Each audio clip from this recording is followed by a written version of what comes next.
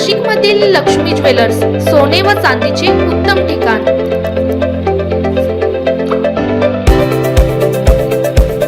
ताज्या बातम्या बघण्यासाठी स्टार लोकशक्ती न्यूज चॅनलला सबस्क्राइब करा आणि बेल आयकॉनला प्रेस करा।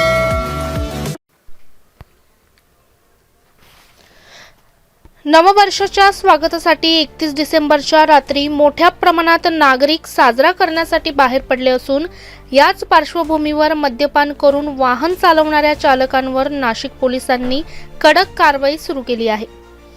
31 आणि नववर्षाच्या जल्लोषात अनेक जण मद्यपान करून दुचाकी व चारचाकी वाहन चालवतात, त्यामुळे अपघाताचा धोका वाढू नये यासाठी नाशिक शहर आणि ग्रामीण भागात पोलिसांकडून विशेष नाकाबंदी व तपासणी मोहीम राबवली जात आहे। शहरातील प्रमुख चौक, हॉटेल परिसर, महामार्ग तसेच वर्दळीच्या ठिकाणी पोलिसांनी ब्रेथ एनालायझरच्या साहाय्याने वाहन चालकांची तपासणी केली। मद्यपान करून वाहन चालवणाऱ्या चालकांवर कारवाई करण्यात येत आहे।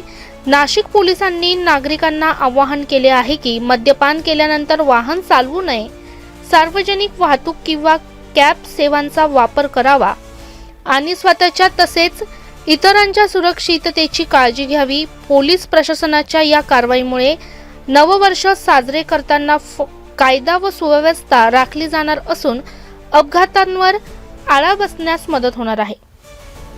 ब्युरो रिपोर्ट अतुल अर्जुनसह स्टार लोकशक्ती न्यूज नाशिक।